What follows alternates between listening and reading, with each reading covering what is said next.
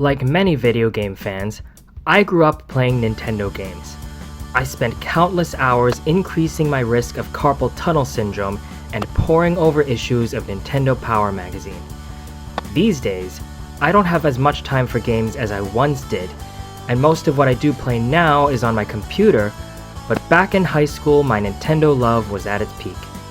A lot of that, of course, was in large part due to the games club at our school. Nothing fosters and maintains an interest like having others around you who share that interest. But my learning of, and finally visiting, the Nintendo World Store, now called Nintendo New York, though it'll probably always be Nintendo World in my mind, certainly helped things along. A little history lesson for you. In 2001, around the height of the global Pokemon craze, a store called The Pokemon Center opened in Rockefeller Center. I was never lucky enough to visit it during its 3-year tenure, and, in fact, didn't even know it existed, but I'm sure it was a neat place. 4 months after closing, it was remodeled and reopened as Nintendo World. In 2010, it would be briefly closed for further updates, and the reopening that November was likely when I first heard of it. By that time, I was a senior in high school and was much more immersed in the city than I had ever been. That said, it's possible I was at Nintendo World earlier than that. This is just my best guess. I'll be frank, I don't have a very clear memory of my first trip there, but I do remember a sense of wonder upon entering, one which I still feel today.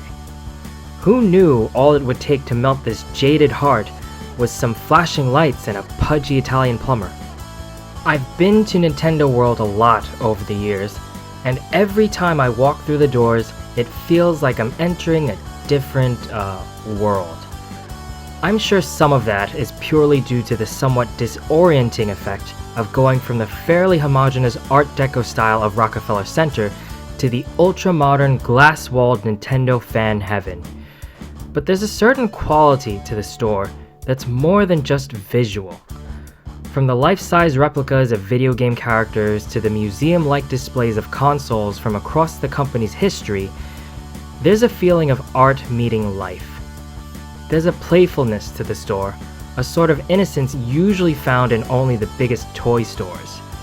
It's a step back in time for adults to an age where the biggest concern was getting to the next level, and it's a paradise for kids who are as deep in love with the company as I was.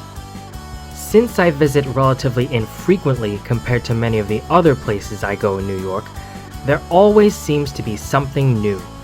When Julian and I last visited, there was a large Bowser statue that I didn't remember seeing, as well as an interactive digital Mario, which I also didn't recall. At Julian's behest, I messed around with it a bit, but I had some trouble hearing Mario's voice over the din of shoppers and game demos. I do have to say, though, the program's ability to understand and respond to verbal cues is pretty impressive.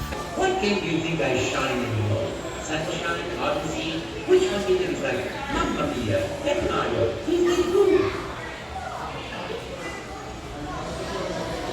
Super Mario Sunshine! Mario Sunshine? Oh yes, Super Mario Sunshine. Where to the Isle of Delfino? Remember that guy? That was funny, that guy. We spent some time trying out the new Mario Strikers game, during which I found out that if I ever get a Nintendo Switch console, it's going to take me a long time to get used to how tiny the controllers are. I kept accidentally pausing the game. Joy-Cons are not designed for my clumsy thumbs. As I had purchases planned for later that day, I opted not to buy anything this time around, but there are more than enough shirts, plushies, pins, and of course games for anyone looking to pick something up to remember their visit by. Nintendo New York is one of those rare places that I'm actually willing to brave the tourist areas for. It has such a unique atmosphere and provides me with a nice dose of nostalgia, which is never a bad thing. I may not play games as much as I used to, but that doesn't mean I can't appreciate a good trip down Nintendo memory lane every now and again.